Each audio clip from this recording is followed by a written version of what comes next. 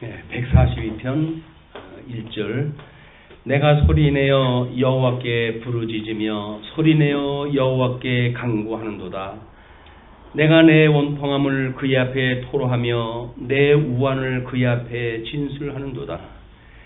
내 영이 내 속에서 상할 때에도 주께서 내 길을 아셨나이다. 내가 가는 길에 그들이 나를 잡으려고 울무를 숨겼나이다. 오른쪽을 살펴보소서. 나를 아는 이도 없고 나의 피난처도 없고 내 영혼을 돌보는 이도 없나이다. 자, 이제 우리 그 142편은 의지할 사람도 피할 곳도 없고 외롭고 절망적인 상태에 빠진 다윗이 지금 그 원수들로부터 자신을 구원해 주기 위해서 간구하는 그 내용이라고 이렇게 정리가 되어져 있는데, 지금 다윗이 하나님 앞에 부르짖어 소리를 내가지고 간구하는 이야기는 뭐 아까 이야기했듯이 뭐 향을 갖다 피듯이 손을 들고 기도를 갖다 하듯이 막 그런 그 내용이지요. 내가 원통함으로 그 앞에 토로하고 나는 이제 그런 어떠한 그 애매한 고통을 당하기 때문에 그의 앞에 토로를 갖다 하고 내 우환을 그의 앞에 진술을 한다. 하나님 앞에. 그래서 내가 지금 어떤 어려움에 있는지 그거를 하나님 앞에 진술을 갖다 하는 거죠. 그래서 내 영이 내 속에서 상할 때에도 주께서 내 길을 아셨나이다. 민족사적으로 보게 되면 출애굽, 모세를 앞세워서 출애굽을 갖다 했을 때 이때도 하나님께서 지금 홍해를 걷는 길을 감춰하셨던 경우 아니에요. 그렇게 그들이 갔던 내용을 보면 그것이 지금 내 길을 아셨습니다. 주님은 알고 있습니다. 우리의 인생 사람들이 다 그렇습니다. 우리의 갈 길이 다 정해져 있고 하나님이 예정하다 해놓으셨는데 우리들한테 홍해 같은 걸로 덮어가지고 그 일을 감춰놨기 때문에 모르는 것 뿐이에요. 그러니까 하나님은 우리가 여기서 아무리 우환을 가지고 괴롭고 이렇게 있다고 하더라도 이미 그 앞에 어떤 길이 예비되어질 걸 다 준비해놓고 계신 분이다. 그런 하나님이 믿어졌을 때 우리가 하나님 앞에 기도를 다 하는 거지. 우리가 해 아래 종교를 믿는 사람들의 기도처럼 기독교의 기도가 그런 것이 아니다. 그래서 그 우환을 당하고 있을 때 보게 되면 오른쪽을 살펴보아도 아는 이가 없고 나의 피난처도 없고 내 영혼을 돌보는 이도 없고, 이것이 지금 궁극했던 그런 그 다윗의 입장이에요.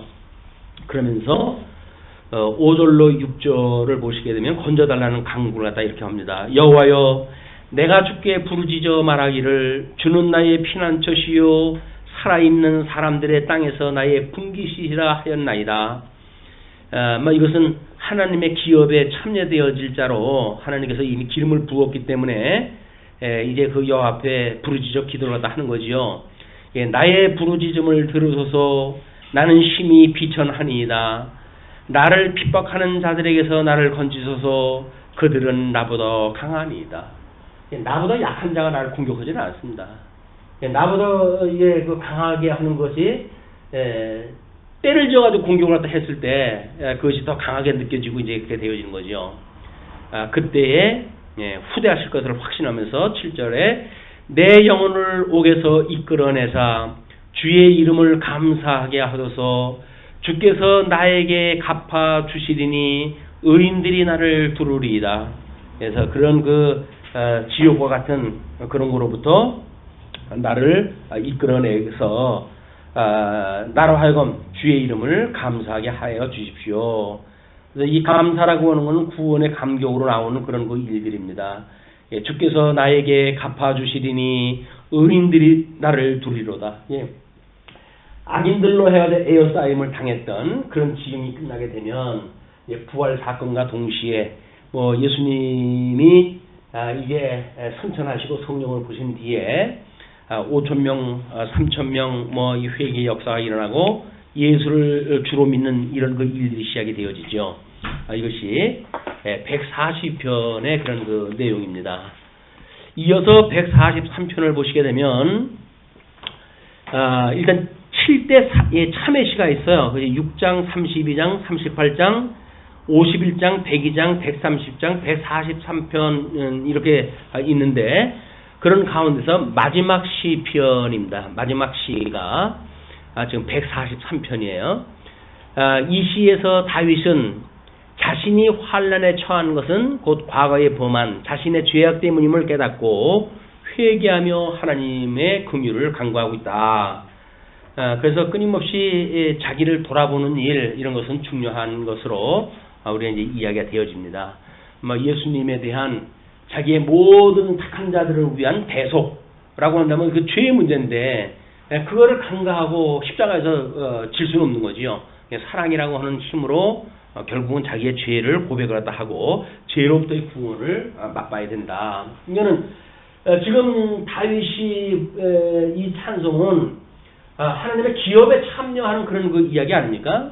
기업에 참여를 하려고 한다면 마땅히 출애굽에 대한 의미를 알아야 된다. 그래서 우리 언약 자손들을 공격했던 첫째번 그 용에 대한 이것이 이제 선민국가의 예를 들게 되면 이 출애굽을 했을 때 방해를 갖다 했던 권세들의 용의 권세가 그리고 나중에 유수원세를 갖다 했을 때 옛뱀이요 마귀요 사단이 또 작동했다 하는 그런 그 모습을 보여주게 됩니다. 그래서 이제 그 유수가 결국 그 바벨론과 이 유대 땅을 경계하는 강으로 해가지고 구분이 되어져 가지고 이 강을 사단으로 표현했다 했던 것을 선지서를 우리가 확인했다 했을 때 확인한 바가 있습니다. 자, 1절과 2절 보게 되면 강구를 들어서 심판을 말아달라고 강구를 하다 합니다. 여호와여 내 기도를 들으시며 내 강구의 귀를 기울이시고 주의 진실과 의로 내게 응답하소서. 하나님의 오직 의를 따라서 응답을 하다 해주십시오. 주의 종에게 심판을 행하지 마소서. 주의 눈앞에는 의로운 인생이 하나도 없나이다. 인생은 의로운 자가 없어요. 오직 하나님께서 의롭다고 하는 자 외에는 의로운 자가 없다. 이것이 이제 다윗도 예수님을 예표하는 그런 인물로서 지금 하나님의 의를 노래하는 자였지만 이것이 예표로 보여주고 있는 다윗의 한계인 거야. 온전히 이루실 분은 우리 예수님밖에 없다. 그래서 의인은 없나니 하나도 없다라고 했던 그런 어떤 말씀을 따라서 예수님이 하나님으로서 직접 이 땅에 오시는 일이 소개가 되어지는 겁니다. 그리고 3절로부터 4절 보시게 되면 원수의 핍박을 갖다 호소하죠. 원수가 내 영혼을 핍박하며 내 생명을 땅에 엎어서 나로 죽은 지 오랜 자같이 나를 암흑 속에 두었나이다. 얼마나 이제 힘들게 되면 완전히 막 우리 니느웨 성으로 가기를 거부했던 이런 그 선지자가 이제 큰 물고기 뱃속에서 사흘 동안을 있게 되어지는 그런 장면을 우리가 이제 볼 수가 있는 거죠. 내 영혼을 핍박하며 내 생명을 땅에 엎어서 나로 죽은 지 오랜 자같이 나를 암흑 속에 두었나이다. 그러므로 내 심령이 속에서 상하며 내 마음이 내 속에서 참담하니이다. 이 요나 선지자의 그런 어떤 불순종으로 인했던 심판 이런 것들도 역시 다윗의 이런 기도의 내용과 맞물려져 있는 겁니다. 이거는 모세오경에서 보여줬던 출애굽 역사를 통해서 보여준 그런 내용을 묵상을 갖다 했던 다윗으로서 마땅히 부를 수 있는 노래라고 보여집니다. 그러면서 5절로 6절 주를 사모하는 내용은 이렇게 이야기하죠. 내가 옛날을 기억하고 주의 모든 행하신 것을 읊조리며 주의 손이 행하는 일을 생각하고 출애굽했던 모세오경 그 말씀을 묵상을 하다 내가 아무리 해봐도 그 이야기죠. 그런 그 주의 손이 행하는 일을 생각하고 주를 향하여 손을 펴고 내 영혼이 마른 땅같이 주를 사모하나이다. 하나님께서 이스라엘 백성들이 충성해가지고 구원시켜 준 것이 아니지 않습니까? 오직 그 열조의 언약을 기억을 하시고 그들을 애굽의 종노릇했던 곳으로부터 불러내셨던 하나님, 내가 이제 그들과 하나 다른 것이 없습니다. 다만 우리 열조의 언약을 기억을 하시고 나를 구원하다 해주십시오. 그런 그 이야기예요. 그러니 주를 향하여 손을 펴고 내 영혼이 마른 땅같이 주를 사모하나이다. 도저히 가망이 없는 일이에요. 아무리 민족사를 들여다봐도 의인이 하나도 없고 그 중에 내가 하나도 다른 바가 없습니다. 그런 그 고백을 다 하는 거죠. 그러면서 7절로 11절 원수에게 건져달라는 간구를 이렇게 이야기를 합니다. 여호와여 속히 내게 응답하소서. 내 영이 피곤하니이다. 주의 얼굴을 내게서 숨기지 마소서. 내가 무덤에 내려가는 자 같을까 두려워하나이다. 아마 그 홍해가 가려져 있는 그 막막한 길에 서 있던 그 심정이 바로 이런 심정이 아닐까 모르겠어요. 예, 아침에 나로 하여금 주의 인자한 말씀을 듣게 하소서. 네, 이 아침이라고 한다면 밤새 건너편 땅으로부터 이제 그 바람으로 인해서 바다가 갈려져 오는 것이 밤새 일어났던 사건 아니에요? 그러니까 나로 하여금 주의 인자한 말씀을 듣게 하소서. 내가 주를 의뢰함이니이다. 내가 다닐 길을 알게 하소서. 내가 내 영혼을 주께 드림이니이다. 우리가 끊임없이 기도하고 앞길이 막막하고 했을 때의 기도는 이스라엘 백성들의 저 출애굽 장면을 우리가 연상하면서 기도하는 일이에요. 그럴 때 우리는 예수 그리스도로 말미암아 이 칭의함을 받았던, 그래서 우리가 구속의 은혜를 깨달았던 이런 그 기억을 우리가 하는 일들이죠. 우리가 뭔가 계획을 세우고 하나님 앞에 의롭다함을 받은 바가 아무것도 없습니다. 그러나 우리 주님께서 우리를 의롭다고 칭해 주셨사오니 지금 내가 어떻게 하는 것이 하나님 뜻대로 살아가는 길인지를 모르겠습니다. 그러나 그런 주님을 내가 믿사오니 그 길로 인도하셨던 주님께서 나의 길을 인도해 주십시오 라고 하는 것이 견인에 이르는 성도들의 기도란 말이에요. 이건 전 성경을 통해서 같은 맥락으로 다 이루어지고 있는 것이, 여기서 뭐 구체적으로 내가 알아서 영적 예배를 하나님의 선하신 뜻을 분별하고 우리가 가는 것이다. 네, 선하신 뜻이 뭔지를 갖다 알기까지는 끊임없이 이런 과정을 통해 가지고 주님 앞에 그 뜻을 우리가 분별이 돼야 된단 말이야. 이걸 뭐 이론적으로 알았던 머릿속에 있는 걸 가지고 길을 아는 거는 내 믿음의 분량하고 다른 거예요. 원론적으로 하나님의 기뻐하신 뜻이 그렇다는 이야기지, 나의 믿음의 수준이 거기까지 안 되는데 뭐 그 원리를 가지고 어떻게 그걸 기도를 한다고 되겠어요? 안 되는 거예요. 그러니 이제 나는 아버지의 뜻이 성경에 게시되어진 뜻이 무엇인지를 알겠습니다. 그러나 현재 이 원수 마귀가 에워싸고 있는 현재 입장에서 나의 길은 내가 이 길을 알 수가 없사오니 주께서 나의 길을 알려주십시오 라고 하는 기도가 마땅한 기도다. 주는 나의 하나님이시니 나를 가르쳐 주의 뜻을 행하게 하소서. 주의 영은 선하시니 나를 공평한 땅에 인도하소서. 여호와여 주의 이름을 위하여 나를 살리시고, 이 흙덩이로 만들었던 나를 위한 것이 아니라 하나님의 영광의 계시를 위하여 지금 섭리를 갖다 하시는 하나님이고, 그런 그 하나님이니까 그 이름을 위해서 나를 살리시고 주의 의를 내 영혼을 환난에서 끌어내소서. 하나님의 그 의로 내 영혼을 환난에서 끌어내 주십시오. 이 다윗의 시는 물론 그 은혜를 깨닫게 하시기 위해서 나름대로 몇 가지 대형 사건을 치게 만들고 그런 가운데 은혜를 깨닫게 하시는 그런 그 섭리를 갖다 우리가 볼 수가 있는데, 이런 대형적인 사건 외에 왜 없겠습니까? 그의 그 긴 인생 여정을 보게 되면 워낙 성경에 특별히시로 주어진 사건은 몇 가지 사건을 압축이 되어져 있지만 끊임없이 그런 그 갈등을 가지고 살아갔던 다윗의 모습을 우리가 볼 수가 있는 겁니다. 예, 주의 이제 12절의 끝으로 원수의 멸망을 호소합니다. 주의 인자심으로 나의 원수들을 끊으시고 내 영혼을 괴롭게 하는 자를 다 멸하소서. 나는 주의 종이니이다. 먼저도 이야기를 했지만 원수를 사랑한다 그러더니 뭐 원수를 멸하라고 그러느냐. 그 이야기는 궁극적으로 하나님이 좋아하심과 싫어하심에 대한 이렇게 구분이 되어져 있기 때문에 끝나는 어쩔 수 없이 백보자 심판으로 해가지고 천국 시민과 지옥 시민이 갈릴 거 아닙니까? 그런 자들에 대한 그 기도다. 이렇게 보시면 되겠죠. 그 다음에 이제 144편을 보시게 되면 다윗이 골리앗과 싸운 때 사무엘상 17장이라고 그렇게 이야기하는데 지은 것으로 전해진다. 또 전반부는 하나님의 구원 역사를 회고하는 가운데 어려운 상황에서도 하나님의 구원을 강구하는 내용이다. 그리고 후반부는 하나님을 자신의 주권자로 삼는 자들이 얻게 될 축복에 대한 언급이다. 이는 곧 인간의 생사회복을 주장하시는 분이 바로 여호와 하나님이심을 재천명한 신앙 고백이다.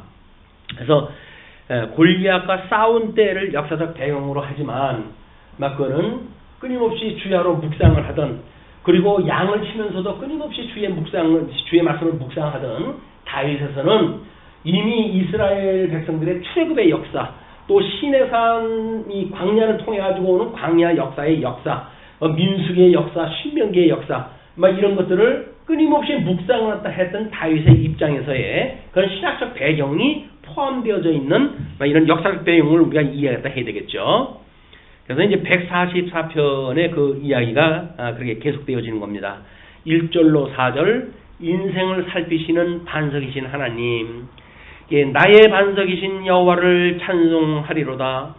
그가 내 손을 가르쳐 싸우게 하시며 손가락을 가르쳐 전쟁하게 하시는도다. 여호와께서 의의 길로 인도하시는 그런 그 여정을 그렇게 이야기를 하죠. 그러면서 여호와는 내 사랑이시요 나의 요새이시요 나의 산성이시요 나를 건지시는 이시요 나의 방패이시니 내가 그에게 피하였고 그가 내 백성을 내게 복종하게 하셨나이다. 우리가 이 하나님을 알면 신나게 만들어진다 그랬잖아요. 아까 이것이 이제 하나님에 대한 신지식이란 말이에요. 하나님이 어떠한 분인가 라고 하는 그거를 우리가 정말 다윗처럼 여호와는 나의 사랑이시요 나의 요새이시요 나의 산성이시요 나를 건지신 이시요 나의 방패이시니 내가 그에게 피하였고 그리고 그가 내 백성을 내게 복종하게 하셨나이다. 나의 모든 일들을 섭리하시는 그분이라고 하는 걸 믿는 것이 여호와 신앙이에요. 이게 우리가 하나님을 믿는 우리 종교 개혁 이후에도 끊임없이 이제 이런 주지주의에 빠져든 그런 그 문제들을 극복을 갖다 하기 위해 가지고 감정에 치우치는 주종주의자들이 나오고 가빈주의 현상이 나타나고 그러지 않습니까? 이런 그 일들이 반복되어지는데 우리 이 하나님을 아는 지식, 삼위일체 하나님이 어떠한 분인지를 알게 되면 오늘날까지 우리한테 유지되어져 있는 신앙은 그거예요. 천지를 지으신 하나님 아버지를 내가 믿사오며 그 외아들 독생자 예수 그리스도를 믿사오니 이는 성령으로 잉태하사 동정녀 마리아에게 하시고 본디오 빌라도에게 고난을 받아 십자가에 못 박아 죽으시고 사흘 만에 부활하사 승천하시고 그 다음에 하늘 보좌 우편 하나님 우편에 앉아 계시다가 절로 또 산 자와 죽은 자를 심판을 오시리라. 예수 그리스도를 믿는 그 신앙이란 말이에요. 그리고 우리 성령 하나님이야말로 주님의 몸된 교회를 창립케 하고 설립케 하시고 그리고 모든 믿음의 사람들을 한 무리로 모아서 주님의 몸된 교회로 세워주시고 그리고 서로 성도와 교통하게 하시고 그리고 우리의 이 사제함을 끊임없이 깨닫게 하시고 그리고 몸의 부활과 그리고 우리가 영원히 사는 것을 믿습니다. 라고 하는 것이 우리 신앙 고백을 다 하는 거 아니에요. 이것이 삼위일체 하나님에 대한 신앙 고백이다. 이 삼위일체 신앙 고백이 사도신경하고 바로 이어져 있는 일이기 때문에 사도신경에 대한 고백은 성경 신학적인 고백인 거예요. 이게 이걸 그걸 자기네들 걸 뭘 좀 끄집어내기 위해 가지고 무시한다든지 하는 그거는 역사를 무시하는 늘 이야기를 하지만 이건 뭐예요? 바로 졸부인성이란 말이에요. 졸부인성. 벼랑 로또가 맞아가지고 그래가지고 돈푼이나 맞은다고 해가지고 과거 역사 다 지워버리고 이런 살아가는 사람들은 똑같은 거예요. 과거 역사는 어둡거나 밝거나 그대로 남겨줘야 되는 거예요. 아니 외정시대 때 역사가 잘못됐으면 잘못된 걸로 해서 그대로 고발이 돼야지. 그래야 후대에 살아가는 백성들이 우리가 이렇게 살면 안 돼 라고 어떤 교훈이 내어지는 거 아닙니까? 근데 그 나쁜 걸 갖다 전부 미사역으로 해가지고 뿌려놓게 되면 다른 사람들 교훈을 역사를 통해서 어떻게 교훈을 받아야 안 되지. 이런 역사관 자체가 무식한 인간들이 정치를 갖다 한다 그러니까 세상이 어지러운 거예요. 이게 교회도 마찬가지예요. 교회 역사를 갖다 조작하고 교회의 어떤 정관들을 갖다 조작을 갖다 하고 이렇게 해가지고 뭔가를 자기를 지금 현재를 정당화하는 일은 매우 위험한 일들이다 이게. 자 그러면서 이제 5절로 그 3절에 이렇게 계속이 되었지요. 여호와여 사람이 무엇이기에 주께서 그를 알아주시며 인생이 무엇이기에 그를 생각하시나이까. 이게 먼지로 만드는 인간인데 하나님 도대체 뭔데 이걸 갖다 생각을 해주십니까? 사람은 헛것 같고 그의 날은 지나가는 그림자 같으니이다. 여호와여 주의 하늘을 들이우고 4절까지 이렇게 되어 있어요. 그럼 뭐예요? 사람은 헛것 같고 그의 날은 지나가는 그림자 같다니까요. 그게 뭐라 되는지를 알고 여기서 뭘 꾸린다고 그러니까 인생을 그렇게 살다 가는 거예요. 비참하게. 우리는 다만 이름도 없이 성도 없이 주만 따라 가는 겁니다. 왜? 우리는 예수 그리스도와 더불어 예수님을 믿는다고 했을 때 이미 우리는 죽어버렸거든요. 우리 부모님이 지어준 이름은 이미 없어진 거예요. 이제 우리 이름을 낸다고 뭐 떠들고 그러는데 소용없어요. 그건 다 죽어버렸어요. 새로운 피조물로 살아가는 겁니다. 성도는 새로운 피조물로. 그렇기 때문에 우리는 자랑할 게 아무것도 없는 거예요. 5절로 11절 대적들의 손에서 구원해달라는 강구를 이렇게 이야기를 합니다. 여호와는 주의 하늘을 들이우고 강림하시며 산들에 접촉하사 연기를 내게 하소서. 이 천재 지변을 통해 가지고 섭리하시는 하나님의 장엄한 이런 그 모습을 이야기를 하면서 번개를 번쩍이사 원수들을 흩으시며 주의 화살을 쏘아 그들을 무찌르소서. 하나님의 역사는 꼭 초자연적 역사예요. 그래서 뭐 전쟁이 났을 적에 뭐 도저히 승산이 없는 그런 전쟁인데도 불구하고 벼랑간 뭐 밤새 꽹과리 소리가 나고 뭐 이상한 소리가 나고 그래가지고 전부 흩어지게 만드시고 이렇게 하는 일들이다. 우리가 그런 하나님이 믿어진다고 한다면 굳이 인간을 의지하고 인간을 우리가 뭔가 이렇게 협력자로 해가지고 뭘 해가려고 꾀를 쓸 이유가 없다. 아까 뭐라 그랬어요? 하나님께서 내 백성을 내게 복종하게 하셨나이다 그러잖아요. 선한 자들은 예수 그리스도의 그런 그 지체로서 성도의 교제가 이루어질 수밖에 없도록 하나님의 섭리하다 해가시는 일이다. 그러니 위에서부터 주의 손을 펴사 나를 큰 불과 이방인의 손에서 구하여 건지소서. 우리 출애굽의 사건을 이루었던 것처럼 그렇게 해주시고, 그리고 광야에서 이스라엘 백성들이 공격을 했다 했을 때나 마찬가지로, 또는 애굽의 이방인들이 이스라엘 백성들을 압제할 때나 마찬가지로 그 이방인 손에서 구하여 건지소서. 그들의 입은 거짓을 말하며 그의 오른손에 거짓의 오른손이니이다.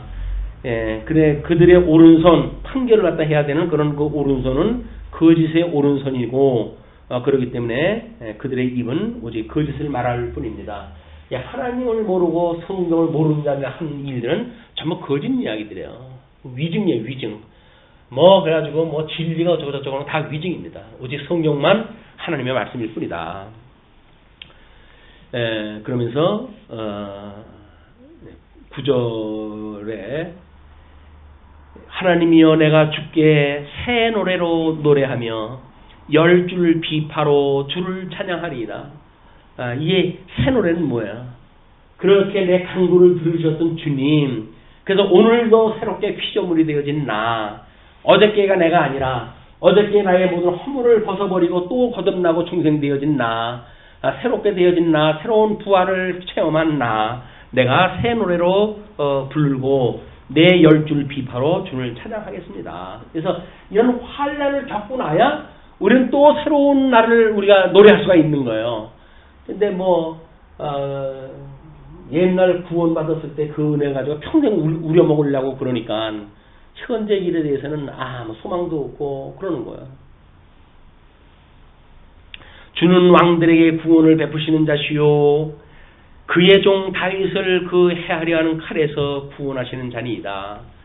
그래서 그의 종, 우리 하나님의 종 다윗을 해하려는 칼에서 구원을 갖다 하시는 분이십니다. 11절로부터 11절까지 이렇게 이야기하죠. 이방인의 손에서 나를 구하여 건지소서. 그들의 입은 거짓을 말하며 그 오른손은 거짓의 오른손이다. 이렇게 이야기를 했는데 이게 만약에 아마 그렇기 때문에 골리앗과 싸웠을 때에 전해진 노래로 이렇게 이야기를 했다고 그러는데, 이방인 손에서 나를 구하여 주소서라고 하는 거라고 한다면 골리앗과 싸운 후예요, 전이에요? 전일 거 아니겠어요. 그 전이라고 한다면 싸움에 앞서가지고 이런 기도를 갖다 하고 나갔다고 하는 협의적인 역사적 배경을 우리가 한번 생각해 볼 필요가 있습니다. 우리가 어떤 임전을 필요로 할 때 선한 전쟁을 임하게 되어진 상황이 벌어졌을 때 이 144편의 다윗의 시를 언약을 우리가 생각을 한다고 한다면 다윗은 그렇게 해서 우리 하나님으로 인하여서 힘을 얻게 하시고 원수를 박멸하는 그런 그 종으로 쓰임을 받았구나. 그 종의 쓰임을 받은 대로 우리 주님께서 원수 마귀를 멸하시고 승리하셨다. 라고 하는 그런 그 예수 그리스도의 중면 몸된 교회의 성도가 믿음으로 살아가는 일도 마찬가지로 우리 주님께서 그렇게 살아가셨어. 그냥 우리도 주님께서 그렇게 이루어 가실 것이야 라고 하는 걸 믿는 거란 말이에요. 그렇게 주님께서 했으니까 나도 그렇게 할 것이야 라고 하는 것이 아니라 그렇게 주님께서 하신 대로 주님의 몸된 교회도 그렇게 해 가실 것이야. 믿음으로 우리는 그 일에 참여가 되어진다. 임전 자세가 그렇게 되어진 거죠. 주님께서 그렇게 했으니까 내가 예수라면 내가 이렇게 할 거야 라고 하는 내 의지가 발동되어지는 것이 아니라 주님께서 그렇게 하실 거라고 믿어집니다 라고 하는 믿음의 수동적인 자세로 해가지고 우리가 여기에 이제 그 은혜를 입게 되어지는 것이다. 끝으로 12절로 15절 신자가 받을 복을 이렇게 이야기를 합니다. 우리 아들들은 어리다가 장성한 나무들과 같으며 우리 딸들은 궁전의 양식대로 아름답게 다듬은 모퉁이 돌같이 같으며 우리의 곳간에는 백곡이 가득하며 우리의 양은 들에서 천천과 만만으로 번성하며 우리 수소는 무겁게 실었으며 또 우리를 침노하는 일이나 우리가 나아가 막는 일이 없으며 우리 거리에는 슬피 부르짖음이 없을진데 이러한 백성은 복이 있나니 여호와를 자기 하나님으로 삼는 백성이 복이 있도다. 그래서 다윗이 통일 왕국을 세우시고 선민 국가의 모든 사람들이 다윗의 자녀들로 이렇게 살아간다면 이 사람들이 복 있는 사람들이다. 이제 그런 그 이야기예요. 그러나 다윗의 그 기도의 내용은 특별히 하나님을 믿는 자들에게만 그 언약이 이루어지고 나머지 자들은 여기서 궁극을 통해 불순종을 했다 하고 바벨론의 포로로 끌려가고 하는 이런 그 일들의 사태가 있게 되어진다. 그래서 우리 이런 그 이야기는 교회사적으로 우리가 이제 이 역사가 이루어졌을 적에도 요한계시록에 보게 되면 천년왕국이 이루어져요. 이 천년왕국이 이루어질 때에 이 천년왕국이 이루어지게 되면 여기는 택자와 불택자가 다 변화를 받습니다. 이 변화를 받아가지고 다 예수 그리스도가 만왕의 왕으로 그리고 여기서 부활한 자들이 이제 분봉왕으로 해가지고 이 모든 사람들을 통치하다 한단 말이야. 통치하다 하는데 이때는 무적행 속에다가 이제 이 용이 갇혀져 있는 상태이기 때문에 여기는 저주하는 자들이 없어요. 시험하는 자들이 없고. 그런데 이 변화받은 사람들이 천년지간이 다 살아가게 되면 끝에 하나님의 용을 풀어줘요.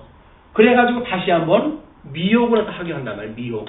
그렇게 해가지고 이 변화기를 통해가지고 생육번성되어진 사람들은 미혹의 과정을 거쳐야 되는 거예요. 이게.